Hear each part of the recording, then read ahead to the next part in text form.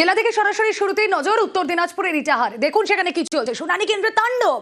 ইটাহারে বাঁশ লাঠি নিয়ে শুনানি কেন্দ্রে চড়াও একদল, যে ছবি আপনারা দেখছেন। উত্তর দিনাজপুরের ইটাহার হাই স্কুলে ভাঙচুর। ইটাহারে শুনানি কেন্দ্রে আক্রান্ত এই আরো এসআইআর আতঙ্কে ইটাহারে আত্মহত্যার অভিযোগ।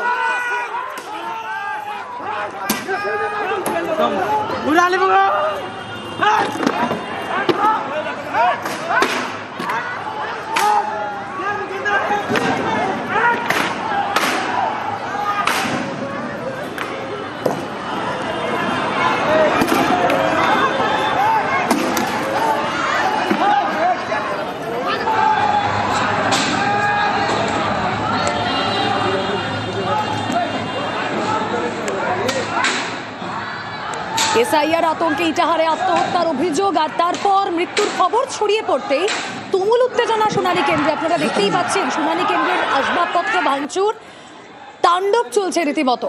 শুনানি কেন্দ্রের বাইরে বাঁশ লাঠি নিয়ে একদল। কথা বলবো, প্রতিনিধি মুক্তা রয়েছেন সঙ্গে। মুক্তা, কি অবস্থা এখন? দেখো রুমেলা, স্ত্রীর এসআইআর নোটিশ পাওয়ার পরেই কিন্তু স্বামীর মৃত্যু, এই মৃত্যুকে ঘুরেই কিন্তু চাঞ্চল্য ছেড়েছিল এলাকাতে। তবে যে স্বামীর মৃত্যু ঘটনার খবর পেতেই বাড়ি থেকে কিছুটা দূরেই কিন্তু তার ঝুলন্ত দেহ উদ্ধার করে ইটাহার থানার পুলিশ। তারপরে এসে হাসপাতালে তার মৃতদেহ নিয়েই কিন্তু স্থানীয় বিধায়ক মোশাররফ হোসেন এবং স্থানীয় যারা নেতৃত্ব রয়েছে তাদের পরিবারের লোকজন কিন্তু জাতীয় সড়ক অবরোধ করার পর তারপরেই কিন্তু ইটাহার হাই স্কুলে কিন্তু একেবারে তাণ্ডব শুরু হয়। তুমি দেখতেই পাচ্ছ লাঠি বাঁশ দিয়ে কিন্তু আসবাবপত্র ভাঙচুর এবং স্কুলের ব্রেঞ্চ যেগুলো ছিল সমস্ত কিন্তু ভাঙচুর করা হচ্ছে উত্তেজিত জনতা। কারণ তাদের অভিযোগ যে এসআইআর নিয়ে হচ্ছে এবং একের পর এক মৃত্যু ঘটনা ঘটছে। তবে ইটাহারে এই মৃত্যুর পরেই কিন্তু উত্তেজিত জনতা কিন্তু সেই শুনানি কেন্দ্র কিন্তু ব্যাপকভাবে ভাঙচুর করে। আমরা এর আগেও দেখেছি যে উত্তর দিনাজপুরের চাকুলিয়াতে কিন্তু ভিডিও অফিসে ব্যাপকভাবে ভাঙচুর করা হয়, অগ্নিসংযোগ করা হয়। এরপরে কিন্তু আবার উত্তর দিনাজপুরে কিন্তু ইটাহার হাই স্কুলের শুনানি কেন্দ্রে ব্যাপকভাবে ভাঙচুর চালায় উত্তেজিত জনতা। তাদের অভিযোগ যে একের পর এক হয়রানি হচ্ছে এবং মৃত্যু হচ্ছে এবং এই মৃত্যুর যে তোমার নোটিশ পাওয়ার পরে যে কাগজপত্র ম্যানেজ করতে হিমশিম খাচ্ছে, সেই আতঙ্কেই ভুগছিল কিন্তু সেই চান্দু সরকার। তারপরেই তার ঝুলন্ত দেহ উদ্ধার করে ইটাহার থানা পুলিশ। তারপরেই উত্তেজিত হয়ে উঠে এলাকার বাসিন্দারা। তারপরে কিন্তু ব্যাপকভাবে তাণ্ডব চালানো হয়, সেই শুনানি কেন্দ্রে ব্যাপকভাবে ভাঙচুর চালানো হয় এবং সেই খবর পেয়ে ইটাহার থানা পুলিশ কিন্তু বিশাল কমব্যাট ফোর্স সেখানে পৌঁছে এবং পরিস্থিতি নিয়ন্ত্রণের চেষ্টা করে। এবং পাশাপাশি যে বেশ কিছুক্ষণ ধরে কিন্তু সেখানে তাণ্ডব চালানো হয় এবং এই তাণ্ডবের ফলে কিন্তু প্রচুর ক্ষয়ক্ষতি হয়েছে বলে জানা যাচ্ছে। এবং এই ঘটনাকে কেন্দ্র করে নির্বাচন কমিশন তাদেরকে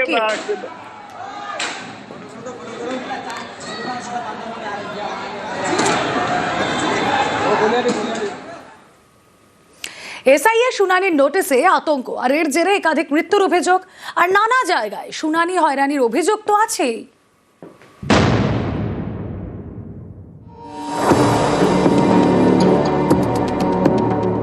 বছর 50-এর খালেদা বিবি দক্ষিণ 24 পরগনার কুলপির বাসিন্দা বুধবার মারা যান।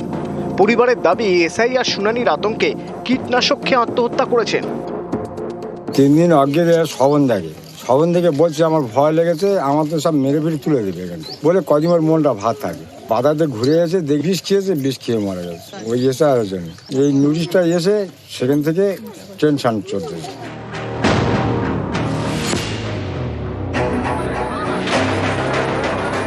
উত্তর দিনাজপুরের ইটাহারের চান্দু সরকার।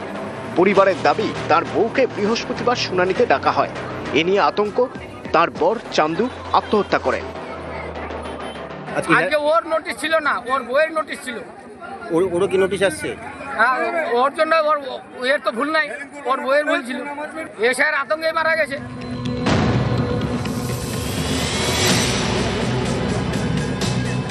পূর্ব মেদিনীপুরের কাঁথি এখানকার শামসুন বিবি। বুধবার রাতে তিনি মারা যান। পরিবারের দাবি এসআইআরের শুনানির নোটিশ পাওয়ার পর থেকেই আতঙ্কে ছিলেন। এর জেরেই হার্ট অ্যাটাকে মৃত্যু। ওনার বাড়িতে 3 জনের নোটিশ এসছে, 2 জন ছেলে 1 জন মেয়ে। কেউ মাধ্যমিক পাস করেনি, যেভাবে নির্বাচন কমিশনের নির্দেশ সেভাবে তাদের ডকুমেন্টস নেই। তারা একটু হতাশাই ছিল। ভোটার অধিকার তারা নাম থাকবে কিনা এই বিষয়ে উনি খুব চিন্তিত ছিলেন। এই আতঙ্কেই উনি গত হয়েছেন।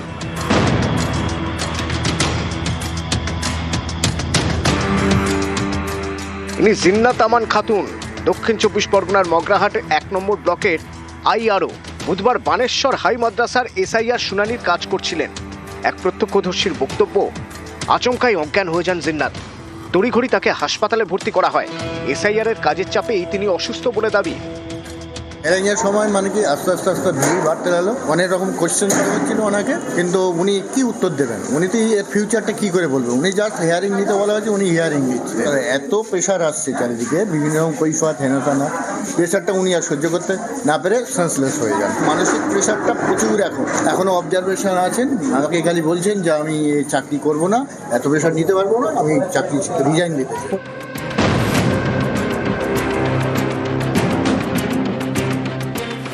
পশ্চিম মেদিনীপুরের ঘাটালের বাসিন্দা হীরালাল দলুই ঠিকমতো হাঁটতে পারেন না। বৃহস্পতিবার তিনিও যান এসআইআর শুনানিতে। ওই নাম টাম ভুলেছে না, আর ওই নাম সংশোধন করার জন্য আসছিলাম আর কি।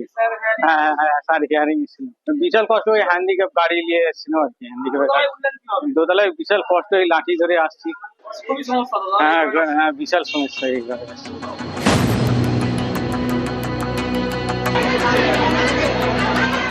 এসআইআর শুনানিতে লম্বা লাইন।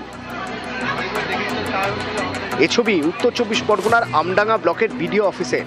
এখানে শুনানির লাইনে ঘন্টার পর ঘন্টা দাঁড়িয়ে অনেকে অসুস্থ হয়ে পড়েছেন বলে অভিযোগ। হিয়ারিং এর লাইনে এসেছিল, সেখানেই অসুস্থ। এখন কি অবস্থা? এখন তো হসপিটালে নিয়ে গেছে, এখানকার লোকেরা সহযোগিতা করলো, করে হসপিটালে নিয়ে গেছে। এখন বলে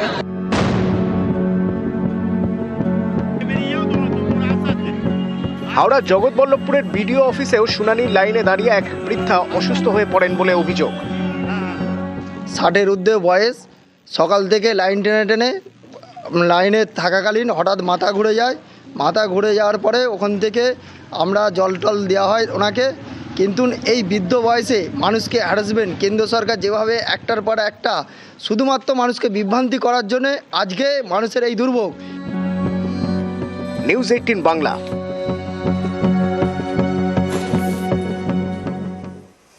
এসআইআর আতঙ্কে মৃত্যু, হিয়ারিং এ চূড়ান্ত হয়রানির অভিযোগ ফের সরব মুখ্যমন্ত্রী। কলকাতা বইমেলার উদ্বোধনে কমিশনের বিরুদ্ধে চড়া সুর মমতা বন্দ্যোপাধ্যায়। নিজের লেখাতেও প্রতিবাদ। এবারের বইমেলায় মুখ্যমন্ত্রীর বই প্রকাশ, এসআইআর 26-26। প্রতিদিন তাদের 5 ঘন্টা 6 ঘন্টা করে লাইন দিতে হচ্ছে। লজিস্টিক ডিসক্রিপেন্সি কোনোদিন ছিল না এসআইআর। একমাত্র স্টেট বাংলায় হচ্ছে, অন্য কোথাও হচ্ছে না। ড্রাফট লিস্ট, ফাইনাল লিস্ট বেরোবার পরেও যাদের এখনো বঞ্চিত হয়েছেন, পাননি, তারা যাবেন। আগের নিয়ম ছিল ইলেকশন কমিশন না, জনগণ নির্ধারিত করতেন কে আসবে কে না আসবে। এখন ইলেকশন কমিশন ভোটের আগেই ঠিক করে দিচ্ছেন কাকে নিয়ে আসবেন। মানে মানুষের গণতান্ত্রিক অধিকার হরণ করে, এটা হতে পারে না। বলাগড়ে মুখোমুখি Trinamool BJP. Balagarh BDO office, তার সামনে উত্তেজনা। দুই দলের মধ্যে তুমুল স্লোগান। ফর্ম 7 জমা ঘিরে গতকাল উত্তেজনা, আজ বিডিও অফিসে বিজেপির বিক্ষোভ। তৃণমূল পৌঁছতেই পরিস্থিতি উত্তপ্ত হয়ে যায়।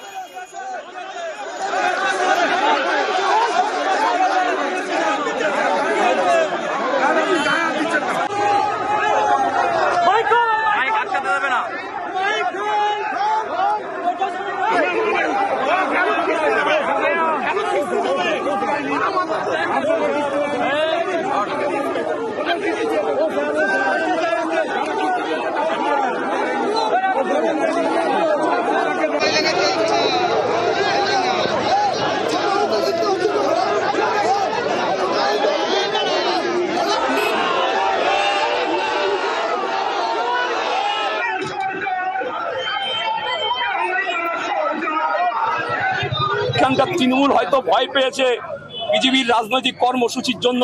তারা ভয় পেয়ে এসে আমাদের মধ্যে অকথিত হামলা চালালো।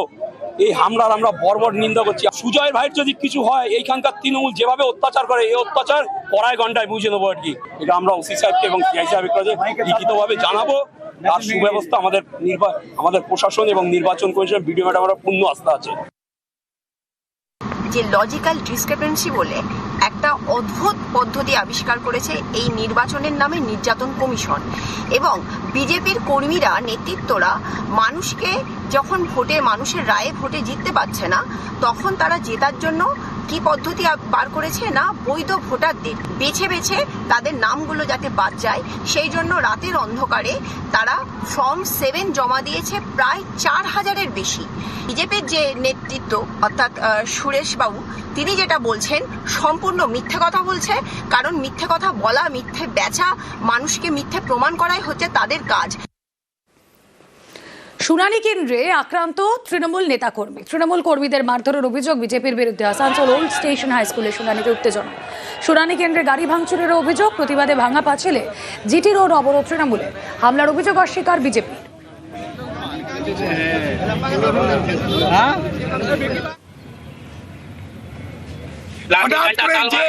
এক ট্রাক বিজেপির গুন্ডারা এসে যাকে পেয়েছে সামনে তার উপর চার্জ করে পালিয়েছে। প্রচুর ছেলে আজকে ইনজিওর হয়েছে। আমাদের প্রশাসনের কাছে বিচার চাই, কারণ বিজেপি বুঝে গেছে যে এই এসআর তাদেরকে বাঁচাতে পারবে না, যেখানে সেখানে ঝামেলা করার জন্য। বিজেপির কোনো লোক ওইখানে কাউকে মারধর করেছে আমাদের কাছে এইরকম এখনো পর্যন্ত কোনো খবর নেই। যদি এইরকম কোনো ঘটনা ঘটে থাকে আইনের মতন আইনের ব্যবস্থা হবে। দায়িত্ব নিয়ে বলতে পারি তৃণমূল কংগ্রেসের কোনো লোককে বিজেপির লোক মারবে, এই জিনিস অ্যাকাউন্টিং সেন্টারের ভিতর এই জিনিস হতে পারে না। শুনানির লাইনে দাঁড়ানোয় পেটে টান, চা বাগানে যেতে না পারায় মিলছে না মজুরি। আর্থিক ক্ষতির মুখে চা বাগানের শ্রমিকরা। নাগরাকাটায় বিডিও অফিসে লাইনে চা শ্রমিকরা। কাজ বাদ দিয়ে শুনানিতে যাওয়ায় হয়রানি।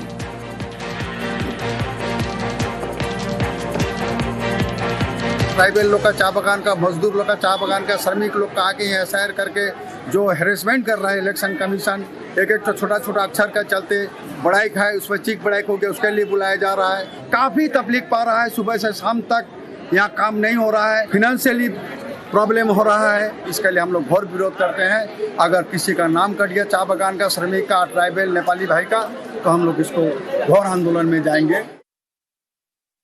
बहुत सारे लोग एसआईआर का हियरिंग के लिए आए हुए हैं। चाय बागान का आदिवासी लोग, छोटे छोटे बच्चा को लेके जो चल नहीं सक रहा है, कोई एजेड है, ये आदिवासी लोग बांग्लादेश से आए हैं। अपना बाप, अपना दादा, अपना दादी सब यहाँ पे मरा है, उसका यहीं पे जन्मा है। आज उनको प्रूव करना पड़ रहा है इलेक्शन के कमीशन के माध्यम से मैं इस देश का नागरिक हूँ या नहीं। ये बहुत लज्जाजनक बात है। সোনারপুরে এসআইআর হিয়ারিং এ আশ্চর্য ফর্মের একদিকে লেখা কাটোয়া বিধানসভা, আর একদিকে প্রাথমিক শিক্ষা পর্ষদের লোগো, আর এই নিয়ে জোর শোরগোল।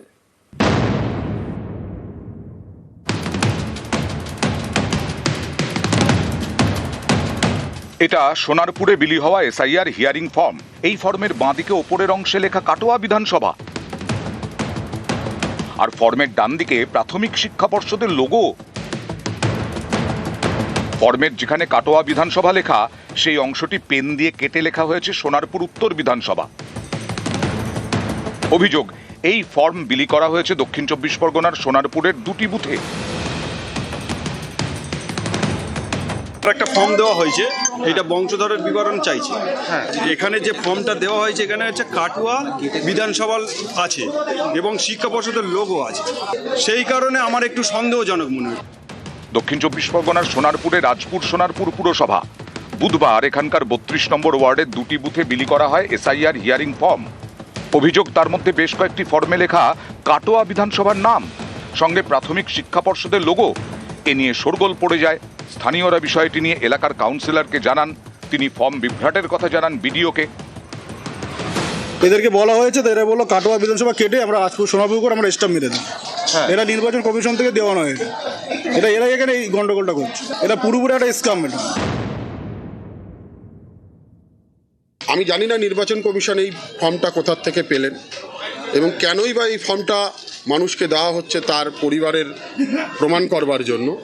এখানে যারা আছেন দায়িত্বে, বিএলও থেকে শুরু করে ইআরও থেকে শুরু করে, তারা প্রত্যেকেই তো প্রথমে অস্বীকার করলেন, পরে বললেন যে হ্যাঁ আমরা এটা দিয়েছি, যার মনে হয় জমা দেবে, যার মনে হয় জমা দেবে না। নির্বাচন কমিশন আদৌ এই ফর্ম দিয়েছে কিনা তা আমাদের সন্দেহ আছে। আমরা অবিলম্বে নির্বাচন কমিশনের কাছে দাবি রাখছি, যে ফর্মটা সোনারপুর বিডিওর মাধ্যম দিয়ে ডিস্ট্রিবিউট হচ্ছে সেটা তদন্ত করা হোক এবং এই বিডিও এআরও যারা আছে তাদের সবাইকে তলব করা হোক, কারণ আমাদের দৃঢ় বিশ্বাস এটার পেছনে চক্রান্ত রয়েছে তৃণমূল কংগ্রেস। সোনারপুরের বিডিও সিঞ্জিনী সেনগুপ্ত জানিয়েছেন, ইআরও ভুল ফর্ম বিলি করেছেন। ফর্মগুলি বাতিল করা হয়েছে, নতুন ফর্ম বিলি করা হয়েছে। সোনারপুর থেকে অর্পণ মণ্ডল, নিউজ 18 বাংলা। এসআইআর শুনানিতে ফের ডিএনএ টেস্টের দাবি। মালদার হরিশ্চন্দ্রপুরের পর উত্তর 24 পরগনার বাগদা। পূর্বপুরুষের কবরের মাটি নিয়ে শুনানিতে, কবরের মাটি নিয়ে হিয়ারিং এ একই পরিবারের 7 সদস্য। বাগদার রামনগরে ডিএনএ টেস্টের দাবি। শুনানিতে নানা নথি দেওয়ার পরেও হয়রানির অভিযোগ। শেষমেশ পূর্বপুরুষের কবরের মাটি নিয়ে শুনানিতে। বাংলাদেশি কিনা দেখতে কবরের মাটি পরীক্ষার দাবি। 2002 সালে সত্যি অনেক অমিল আছে নামের বানানের, সেটা টেকনিক্যালি ডিস্টার্বই হোক বা সেই সময় যে বিএলও ছিল তার গুণগত কারণেই হোক, সেটা তো আমি বলতে পারবো না। তবে বর্তমানে আমি অ্যাপ খুলে দেখলাম যে 2002 সালে এই ব্যক্তির যে নামের বানানটা ছিল আর বর্তমান নামের বানানটা সম্পূর্ণ আলাদা আছে।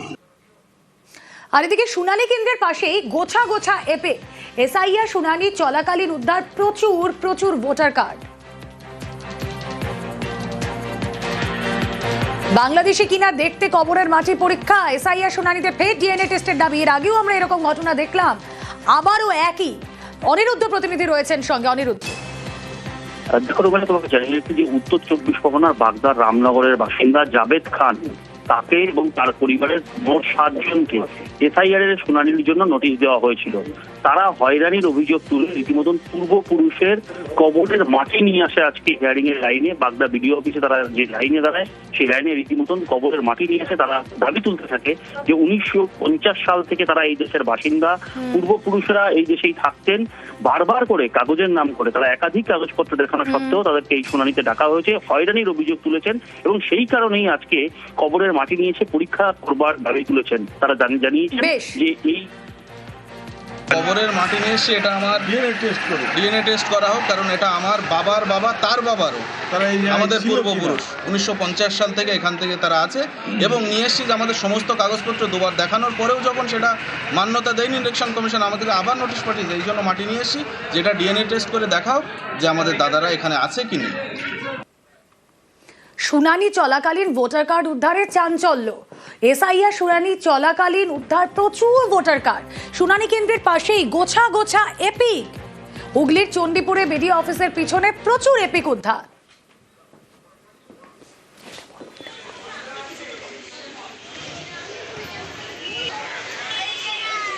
মাটির তলায় পুঁতে রাখার দাবি। মাটি সরে বাতিল এপিক বেরিয়ে এসেছে বলে দাবি বিডিও অফিসের। এই জায়গাটায় পেয়েছেন এপিক কার্ডগুলো আমাদের বিডিও অফিসের পিছন দিকে। এগুলো সব বাতিল কার্ড, এগুলো সব যাদের ডিজিটাল কার্ড জমা দিয়ে গেছে বা মৃত ব্যক্তি সে কার্ড জমা দিয়ে গেছে, সেই কার্ডগুলো আমরা ওই মাটির মধ্যে পুঁতে দিয়েছিলাম। যেহেতু অসমান ছিল, এসআইআর হিয়ারিংয়ের জন্য মাটিটা হয়তো চালিয়েছে, সেই জন্য হয়তো এই কার্ডগুলো একটু বেরিয়ে এসেছে। সুপ্রিম কোর্টের নির্দেশ মেনে আত্মসমর্পণ করতেই হবে বিডিও প্রশান্ত বর্মনকে। শুক্রবারের মধ্যে আত্মসমর্পণ করতে হবে খুনে অভিযুক্ত রাজগঞ্জের অপসারিত বিডিওকে। হাতে আর কয়েক ঘন্টা।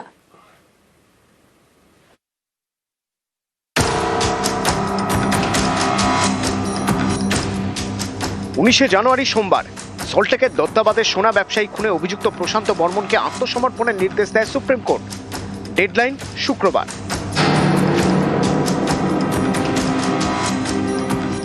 শুক্রবারের মধ্যে বিধাননগর আদালতে আত্মসমর্পণ করতেই হবে প্রশান্ত বর্মনকে। হাতে আর মাত্র কয়েক ঘন্টা। প্রশান্ত বর্মনের গতিবিধির উপর নজর রাখছে পুলিশ। তদন্তকারীরা জানতে পেরেছেন তিনি ভিন রাজ্যে গা ঢাকা দিয়ে রয়েছেন, তার ছক দেশ ছেড়ে পালানোর। তাহলে কি প্রশান্ত বর্মন শুক্রবার আত্মসমর্পণ করবেন না? না করলে তাকে গ্রেপ্তার করার সুযোগ পাবে পুলিশ। গত 30শে অক্টোবর নিউ টাউনের যাত্রাগাছি থেকে সোনা ব্যবসায়ী স্বপন কামিল্লার দেহ উদ্ধার হয়। প্রশান্ত বর্মন তখন জলপাইগুড়ির রাজগঞ্জের বিডিও। তার বিরুদ্ধে খুনের অভিযোগ দায়ের করে নিহতের পরিবার। নিজেকে বাঁচানোর অনেক চেষ্টা করেন প্রশান্ত। ষড়যন্ত্রের শিকার বলে বারবার দাবি করেন।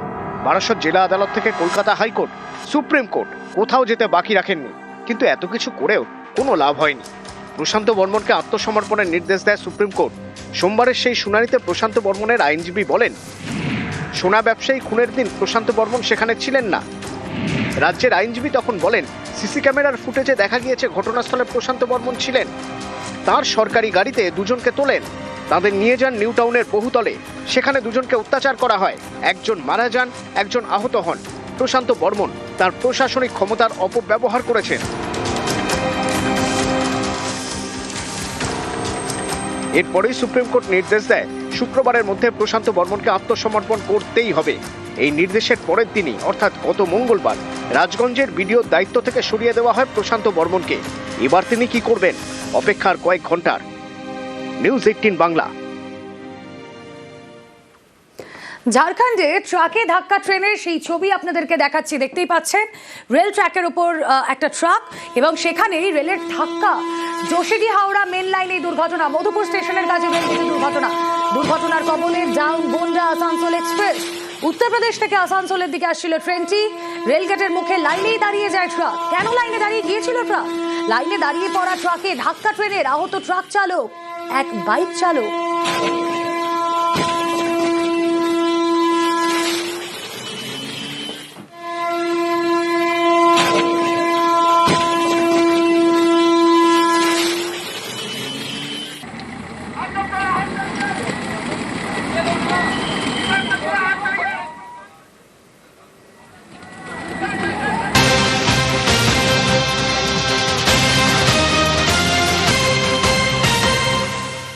আর এদিকে 22 গজেও ভারত বিদ্বেষ। ভারতের টি20 বিশ্বকাপে নেই বাংলাদেশ। ইউনুস সরকারের চাপে বিশ্বকাপে নেই লিটনরা। আইসিসির ডেডলাইন শেষেও অনর বিসিবি, তাদের সিদ্ধান্ত বদল হলো না। কথা বলবো, প্রতিনিধি ইরণ রয় বর্মন রয়েছেন সঙ্গে। ইরণ,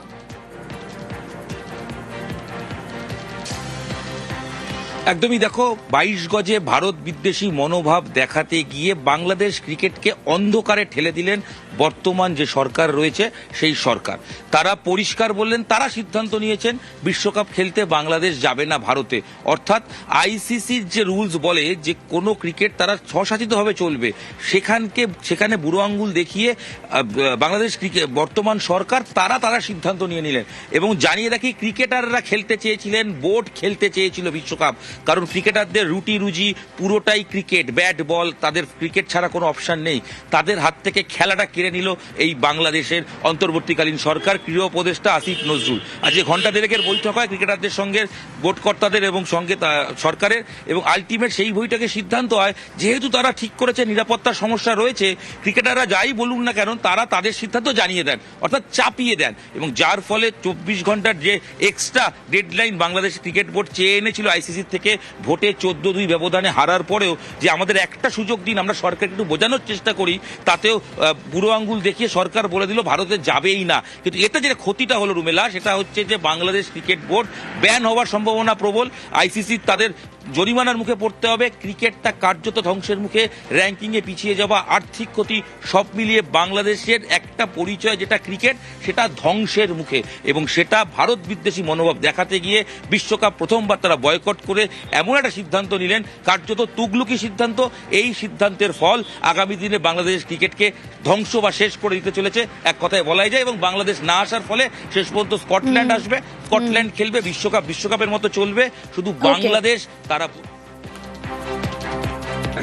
ফলে আমাদের ডিসিশন পরিবর্তন হওয়ার কোন রকম আমরা এখনো আশা করব, আমরা মনে করি আমরা আইসিসি থেকে সুবিচার পাই নাই, আমরা এখনো আশা করব আইসিসি সুবিচার করবে। আমাদের যে বিশ্বকাপ খেলার যে অধিকার, যেটা শ্রীলঙ্কাতে আমাদের খেলার